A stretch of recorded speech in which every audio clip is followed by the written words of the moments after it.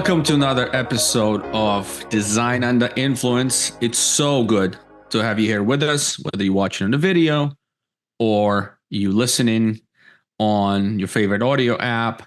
Today we're starting a new chapter in the life of this show, as well as transitioning to more on the business side of things for us, transitioning more to conversations around 2D to 3D migration, going from, AutoCAD to specifically a Graphisoft's product called ArchiCAD. And here with me today, I have a wonderful individual who can help us kind of demystify this and answer questions. And I love his depth and his knowledge in this field. And we're going to talk today about that conversion process, how to think about it, what some of the pitfalls. So let me introduce first Willard Williams. He is architect. He's been around doing this for 20 plus years, licensed in 5 states. He's done a lot of work with ArchiCAD. Willard, say hello to the fine folks who are tuning in. Hi, thanks for having me. I'm super excited to dive into this. Yeah, awesome. We spent a lot of time pre-show kind of mapping this conversation out, but I think both you and I agreed that to help, so our whole goal, right? The whole goal with this is we want to help smaller, let's say 5 to 50 person architecture shops think through, conversion and to the 3D tools and what are some of the advantages? Why should they even consider and how complicated this whole thing is? But I think the best thing is if you can sort of maybe clue us in on the history of both of the tools, kind of give us the roundabout idea on where they came to be, how they came to be, and where they are today, and how they compete with each other. Yeah, so it's kind of interesting. AutoCAD and ArchiCAD were developed almost around the same time in the late 70s, early 80s, and ArchiCAD was developed in Europe, and AutoCAD was developed in America. So they both were kind of answering kind of unique kind of conditions within the market, which is bringing drawings or concepts from kind of a paper and pencil era to a digital era using computers. In the 70s. In the 70s. Cool. So you can imagine, like, not a lot of people had computers at that point, and so you can imagine that the transition from drafting by hand into this kind of new medium, digital medium, was very, I guess, industry changing. And ArchiCAD was a platform that was actually used to help model oil refineries. And kind of the primary difference between the two applications is AutoCAD is primarily a 2-dimensional based application, or at least it was at that point. And so it was kind of taking the historical approach of basically putting lines into a space to represent different kind of views. Mm-hmm. And ArchiCAD kind of took a little bit separate approach. Instead of just being a 2-dimensional application, it was developed to be a 3-dimensional application, because you can imagine the complexity of oil refineries with all their piping and electrical and different kind of components that go into these very complex buildings. So right from the bat, the two applications were designed for kind of 2 separate use cases.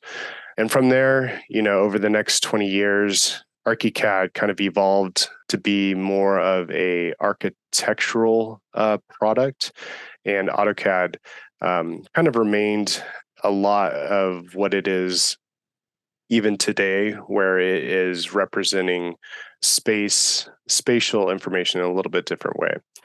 Hopefully that makes sense, but Yeah. there is a kind of an interesting history where they were developed at, a similar time, but have very different use cases. Interesting. So you can technically still come up with the design a building in either, and successfully so. Yeah. Okay. For sure. So why are we talking converting? Why are so many folks now looking to go to either Revit or ArchiCAD from AutoCAD? Man, there's just, by the way, I mixed them up. They're all called the same. Is it Revit? At least sounds a little different.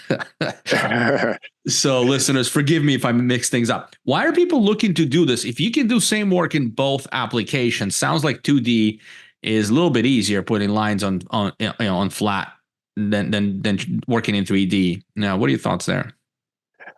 Well, it's interesting because what Revit and ArchiCAD both do, and pretty well, is they are a parametric technology.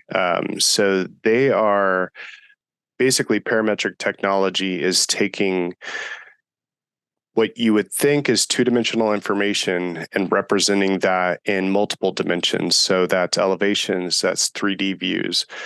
But not only that, you're also connecting data into the models. So now your windows, your doors, your elements all have representative information that's applicable to the project, which allows you to better specify the project, allows your engineers to better understand, the design constraints or what you're looking to kind of to include in the project. And when people are looking to convert from something like AutoCAD or SketchUp or something of that nature to a more robust parametric tool like Revit or ArchiCAD, they're looking to not only be able to gather more information and store it in a warehouse, which is kind of these BIM files. They are also able to coordinate with more disciplines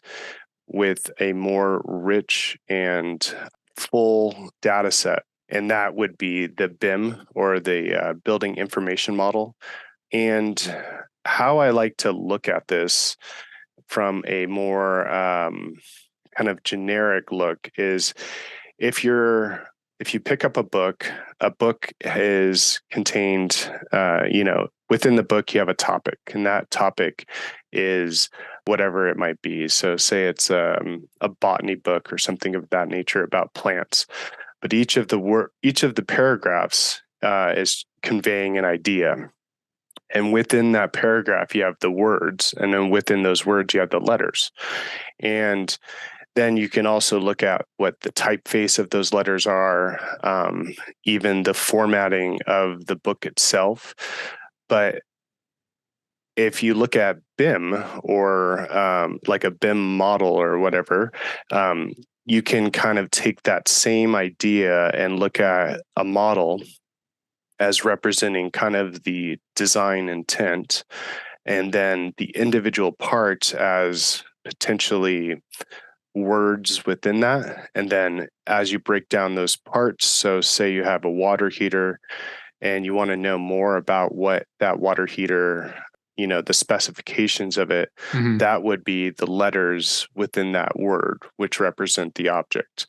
So it's just a more rich and robust environment to be able to share information and to be able to better analyze or come up with the solution for all the parties that are involved. Would I be correct in interpreting and understanding this in the way I think about it is I always click like right away apply to the business case, and at the end of the day, like, how is it going to improve my business? And from what I understand, there's some reusability aspect to it. Isn't that library that you create a door? I can use that door over and over again, or am I wrong? Or do I still need to do a lot more work? That it's not as simple as that? No, yeah, you definitely can create a library of objects that you use consistently. You can also create templates, which I think is a tremendous tool for converting from one application to another. Is understanding um, what objects and how you want things to look. But yeah, there's a lot of repeatability, and as kind of the industry evolved, there was a need for being able to exchange that information between different platforms. And that is referred to interoperability. So even though I'm creating something in ArchiCAD and I have all my objects that are, based on kind of ArchiCAD scripting technology, um, I still want to be able to share that information, and that's what we refer to as interoperability. And there is a industry standard which is called the industry foundation classes, and that is kind of the what is it the overall method of communicating that information from one platform to another and to be able to read that. But there is a lot of repeatability and building out your tool set that you can use from project to project. Willard, contrast this with AutoCAD. What are some of the where does it fall short? AutoCAD is, definitely evolved a lot in the last, I would say, 10 years for sure. But over the last 20 years. But what it doesn't necessarily do is it doesn't allow you to easily create and manipulate three-dimensional information and translate that into different platforms readily.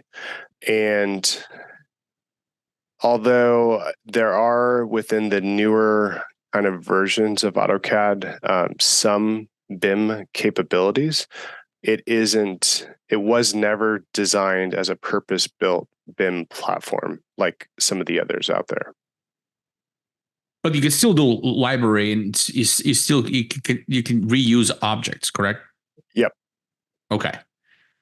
So that is not like the overwhelming advantage of ArchiCAD. It isn't the library aspect of it and reusability. If not that, then what is the dominating? Like, I'm looking for right? The dominating reason why I should consider converting. I know you talked a little bit about interoperability, using the industry standard to output data, but so far, like, what is why people are going through the pain of conversion? I think the reason why people want to convert is efficiency. So moving to a platform that is, I would say, purpose-built for parametric technology, also for interoperability. And AutoCAD was never built for that. It was built as a two-dimensional digitization tool, and over the years they've added, some parametric aspects to it. But there are probably, I would say, 5 different categories of why you would want to switch over. All right, hit me. You know all 5? I'm gonna poke at them. Let's go. Yeah, so I would say, first and foremost is being able to consistently produce documentation that is easily created, but also that you can easily work with other people in developing that. So there's a documentation aspect to it. There's the parametric kind of technology aspect of it. So the ability to create floor plans and elevations and all different types of plans, and visualize this information in multiple different dimensions easily, quickly.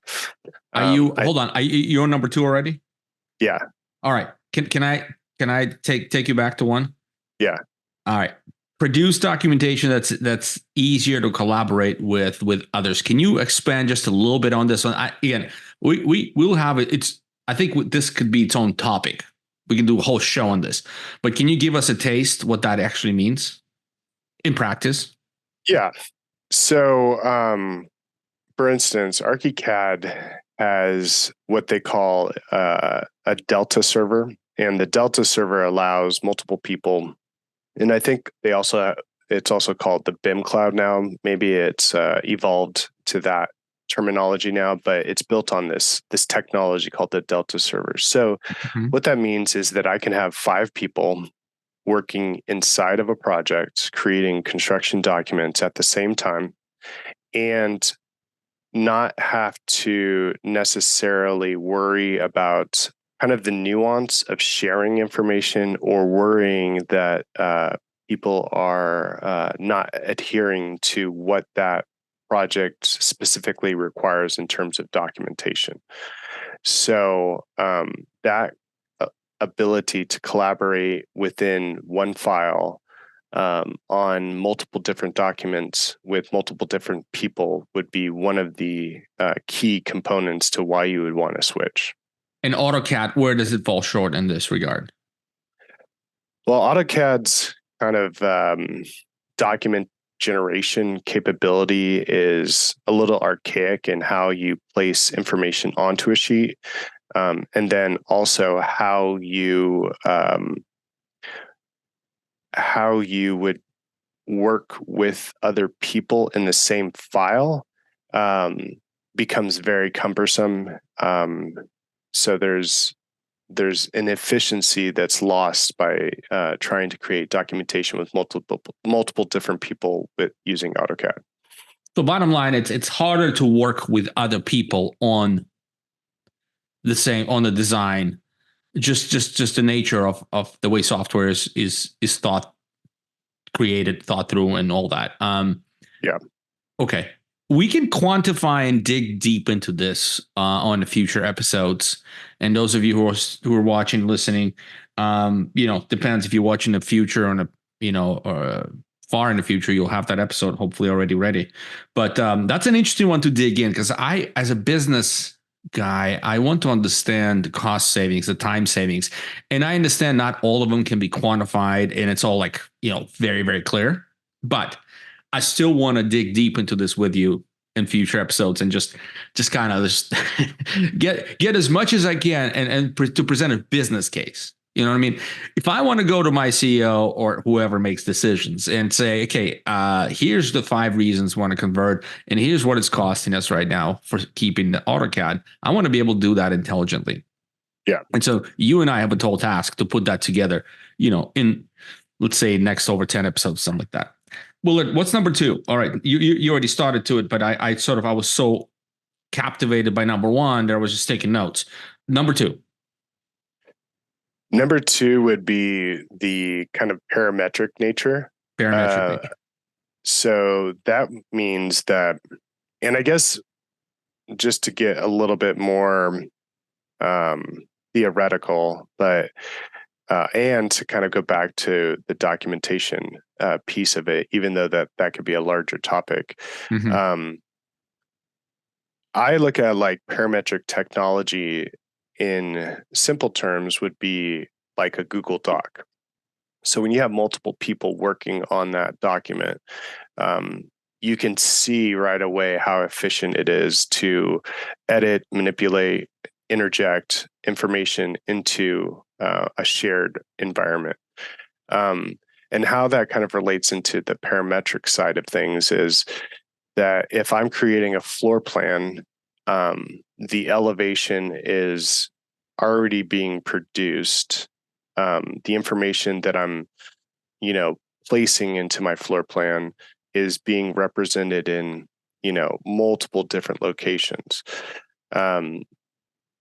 And to take that a step further, if I'm working with multiple different people, I can, it's kind of an economies of scale. When I'm working by myself, even though I am working by myself, I can still create information as if I was 5 people. And then when I do have 5 people, it becomes kind of a synergistic approach to documentation, to creating a design where I could be working on a floor plan. Somebody else could be working on a reflected ceiling plan. And that information is tied together. So I'm not necessarily having to open up another file to look at what somebody else is doing, but I can see that in real time, and the model is updating in real time. So now instead of having silos of information, I'm now looking at one solution that could represent multiple different design intents, but all of that is compiled into one location that allows me to be more efficient. I think I'm tracking with you on this one. Is it accurate if I sort of contrast it to you mentioned Google Doc versus a bunch of old Word files scattered across different people's computers? Exactly. Oh, okay. Yeah, That's a good one. And even if you were to take that a step further, it would be multiple Word documents on multiple computers, potentially on multiple servers. And then if you're working with teams that aren't necessarily in-house, so if you're working with remote teams, now you're also looking at the fact that you have somebody in the Philippines who's working on a file by themselves at 4 a.m. your time, and you don't have access to that. And so that becomes kind of this this break in the chain of information and efficiency. With the technology today, you're able to work wherever you want to in the world with relatively low bandwidth requirements and ensure that the information you're looking at is the most current and up to date, as well as the most dynamic. So if I jump into a file on Monday morning and make a bunch of modifications to a door schedule, that door schedule will automatically update into my floor plans, and those floor plans are available to the entire team wherever they are in the world. And so there is no broken links in that chain. So for the layman, if you are, if you design doors, the person designing windows already sees your doors as you're designing them, and they can message you, you can message them, you can collaborate if need be. The other side of it is, let's say you've done doors, but they don't know you've done doors. They've done their windows, you've done your doors, and now you need to have a meeting to make sure those things are done in accordance with each other, or that's I can see. Am I tracking in the right direction here? Yeah. Yeah. And so to me, this is a business owner right away, or somebody who's trying to make a business case. Like I'm doing a lot of rework.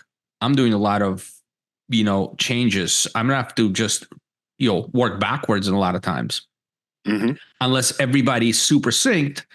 The only time when everybody's super synced is when, Willard, I answer my own question, is when you have, a manager, right? A manager is expensive. A manager, that kind of points to, hey, you do this when you've done this. And then the manager gets sick, right? Or so, and then the coordinator, whatever you call them. Yeah.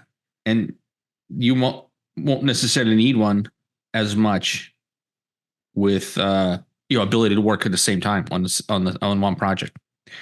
Yeah, and I think kind of to dovetail on that is Twitter, or probably even Facebook, or some of these social media platforms are what do they refer it to as? A distributed, what is the term? It's basically like a distributed source of information. So everybody, it's kind of like if you were thinking about cryptocurrency, there's a ledger and everybody has access to the ledger at one time to be able to see that information is up to date, is accurate. And so I would think, yeah, and at some point, you're not necessarily having one manager who's pointing the finger and asking where things are, what things are missing. But now you have multiple people who have the ability to manage the progress of a project and have the optics to be able to see the progress. So instead of having one manager who might not be familiar with the technology, now you have potentially 5 different people who can see the progress and the completeness of information within the set. Gotcha. Did you mean to say distributed knowledge base on the social apps, or no? No, Something else? That's fine. As we go, you'll pull it, or you can pull it while I talk on number 3. But then I'm gonna have to actually call you out on number 3 because I don't know what number 3 is. So we can come back to this and spring it back on the audience. I'm actually curious what the contrast here is. A decentralized system. Decentralized system. Got it. I totally connect with it. So it removes the coordinator role, the manager role, and it's not necessarily removes the manager. Manager can go do better things. Yeah. Than day-to-day manage everybody's work, and micromanage. So, all right, hit us with number 3. I think enough. Again, we can do this. You call it parametric nature. By the way, I never heard this word parametric nature. Is that a thing? Parametric nature. Yeah, I think it's a thing. Yeah. Okay. Yeah. All right. We'll leave it. It might have just been created here, but yeah, it's a thing. Love it. Hey man, that's good. We coined something. You coined it. I just repeated. All right. So number 3. Number 3, I would say that number 3 would be the ability. I guess it would be kind of the interoperability kind of nature of the technology, and I think the number 4 would potentially be the ability to run simulations, calculations, or extract data from a rich environment. So that would be something that definitely evolved within parametric technology, was the ability to run structural analysis, run computational fluid dynamic analysis on a building to understand like heating and cooling loads. And then even with today's kind of advent of or usage of artificial intelligence, it would be how the space could be utilized, like in emergency situations. So running simulations for like fire escape routes or other emergency type situations. So there would be an analysis component that is definitely unique and really critical to today's kind of more advanced and even simpler buildings. The ability to tap into technology that allows you to create an ADU or a single family home that's more efficient is now easier and more accessible than at any time in history. So you can't do it with AutoCAD, or you can't simulate these things. You can't run AI simulations on fire, whatnot. You could. I think that using more BIM technology, you are able to do it in a more robust manner. And then the connectivity is a little bit easier with certain platforms because of the file formats that you can exchange. But then also understanding from a 3-dimensional kind of perspective or adding your own kind of analysis with certain platforms is a lot easier than it would be with a AutoCAD product. Okay. The business case here is what the outcome, right? The event, is it like the outcome of output of what you actually put out for construction people to build, and the quality of living in the space that has been finished and raised and occupied. Definitely. Yeah. Okay. Isn't that some? Isn't that kind of important? Yeah, definitely. Definitely. And I think that's the one thing that started to happen more was with this kind of repeatability of technology or information, we started to lose a little bit of kind of the richness of what architecture or engineering brings to the built environment, because we kind of started to disconnect ourselves from the site itself. And what I'm seeing today is that there is the ability to bring the site or kind of the environmental conditions of the building, or even more granularly, the rooms or the spaces that you're designing are now being better analyzed on a larger scale with the technology. Mm. Okay. Again, that's another whole other topic. I'd love to get. I got a little bit of art versus science or with science, because there's, if you want this to put this cupola up, but maybe it doesn't pass the fire, simulation, then what, right? But that's Yeah. that's its own thing. I'd love to, man. There's all these topics. Do you want to touch on interoperability at all, or you just leave it at that and move to five? Yeah, I think interoperability is like one of the, especially in today's day and age, is one of the most important aspects of a platform, is the ability for it to communicate easily with other software. And so, for instance, if I'm working with a structural detailer who is designing a steel building, they are going to want to both extract the information that I've created, as well as insert the information that they've created into what I call, or what is known as a federated file. So there needs to be a place where everybody, like a sandbox, that everybody can put their information or extract information from. And the ease at which, it's probably a little bit more than ease, it's the accuracy and efficiency of that information to go from one platform to another. And currently, what I spoke about a little bit earlier was this file format, which is called the Industries Foundation Classes, or IFC. And part of current platforms' ability to communicate with other platforms is certified by the ability for them to create a IFC file that can be easily translated and digested by other applications. And again, if I am working with somebody and I'm using ArchiCAD, I want to be able to both share information and then bring that information back into the platform that I'm using without either causing issues with performance within the file that I'm using, in both directions, and retaining the information that I'm sharing, or retaining the information that I have received in a way that I can digest it. So that was kind of a word salad, but there's a lot of Wonderful. Love it. there's a lot of real benefits to being able to communicate across platforms.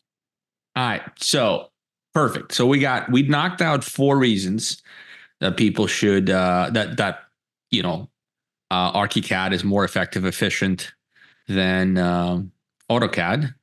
I haven't mixed up once yet. What's the number five?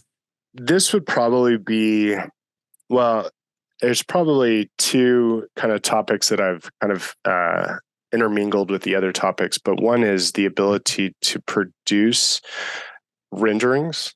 So bringing the design intent into a three-dimensional or even four-dimensional kind of space is important. And the how so ArchiCAD has I think it was like 2007, was acquired by a company called Nemashek. And Nemashek is a very interesting kind of group, and they have acquired some key technologies. And one of them was a company called Cinema 4D or Maxon. And so within ArchiCAD, there's a engine that is derived from Maxon's Cinema 4D engine. So it's a really powerful, really efficient engine for generating renderings. And I think probably there's 2 or 3 levels that kind of dovetail with that, which is the ability to share information to clients, to contractors, and using a technology called BIMX. And so BIMX allows people to review documents both in plan or in 2-dimensional as well as in 3-dimensional kind of aspects very easily. And so that allows people to better understand the complexities or the intent of the project very easily. Another component I think that is very unique with ArchiCAD, and probably even more powerful and more unique than what Revit or AutoCAD provide, is the BIM cloud, or using the Delta server. And I'm trying to think, when they made the change from the first version, I think it was like 2012, they changed from Teamwork 1.0 to Teamwork 2.0, which was using the Delta server.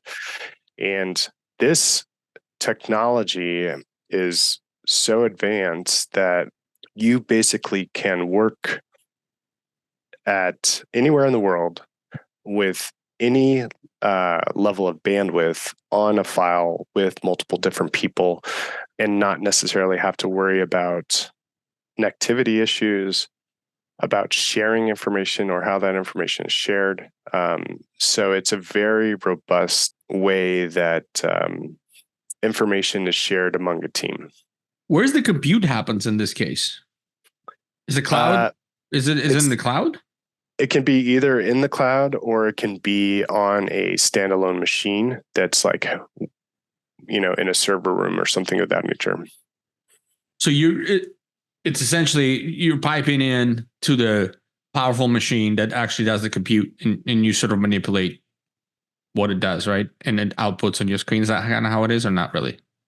Not totally. So that's actually why it's a pretty unique technology, and it doesn't actually have to run on a very robust machine, even on the server side of it. So what the Delta technology is, from my understanding, and I'm going to generalize this probably grotesquely, but if you were looking at a spreadsheet of information, and that spreadsheet, which kind of gets into what parametric technology is, but that spreadsheet represents every element in a project. So you would have all your walls, all your doors, windows, but instead of it representing 3-dimensional information graphically, it's representing information more mathematically or statistically. Or basically, if you have a door that's 3 feet wide, 9 feet tall, and it's birch or whatever finish it is, in the Delta server,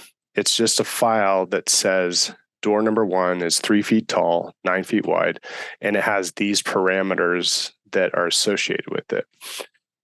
And what happens is, if I was working on my laptop and I'm in Tahiti, I would download the file, and then there would be a synchronization process that would happen and say, you have a spreadsheet on your machine, which is basically a representation of that project in a spreadsheet. And that's it. And then it would compare that to the server, and the server would say, you do have that information, and that spreadsheet is what I'm looking at and what you're looking at. And so when I go onto my sailboat in Tahiti and I need to make a change to that door, and I change it from a 3 foot wide door to a 4-foot wide door. And if that was the only thing that was changed, the Delta server recognizes that nothing else changed in that spreadsheet. The only thing that changed was the width of that door. So instead of me sharing this gigabyte file or whatever file across, the WAN or, whatever the internet to communicate that these files are the same, it would just go to line 5 and say door number 1. The only thing that changed was this number, and it would only send that change to the server. So what that does is it allows you to work on very robust files anywhere, but only the changes that you made are shared. And I think even if you were making multiple different changes, instead of it looking at a 3-dimensional model, it's looking just at a spreadsheet and exchanging that information across. So it just becomes very efficient.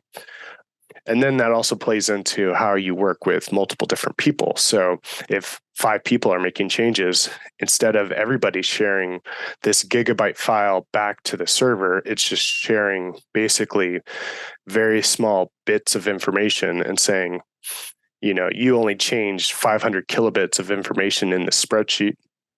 So I'm only going to change that much, and I'm only going to send that much, which you can imagine, an email being a meg or something of that nature. Now we're just looking at very small pieces of information that are being shared across this connection. Gotcha. So it flattens the file. Yep. And then it allows it, you have to still download it. Right? Yeah, at one point. But it's not a gigantic gargantuan file, right? It's manageable. The first time it can be gargantuan. Got it. Okay. But still, architects will download on a computer. I mean, what else are you going to do, right? You got to do it. So you download that, but then it flattens it in a service of minimizing the bandwidth requirement to send the changes out. Yeah, get that 100%. My next question is, do you fish on that sailboat, or is it strictly pleasure and suntanning? It's a racing sailboat. So spinnakers up and, island hopping and whatnot. So too fast for trolling. Too fast for trolling, yeah. Got it. Okay. All right. Well, this was a lot. We were going to talk about, I think we were going to talk about the how of it. I think we should leave the how to another episode. I think we've sort of gotten people a really good food for thought as to how. I think what I'm going to say is, if you don't mind, I'm just going to say that here at ArchIT, this is we're IT company. This is we take care of people's IT architects, engineers, and designers specifically. But the next phase, what we're seeing in the space is folks are sort of left on their own if they're looking to convert. They have questions to converting to BIM.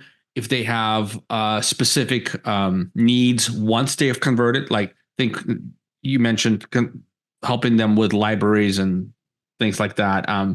So we have resources now to help our clients and future clients, or just any architecture company who are looking for competent help and handholding in a conversion process, which is not outrageously expensive. We can help you with that. All right. We can help you get started to how to think about it, help you evaluate where you are, what it's going to take to convert, take on the conversion project, help you manage it. That's the idea. That's what we exist for.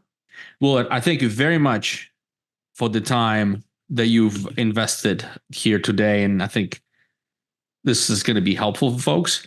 Any parting words of wisdom on what we've covered, or any threats?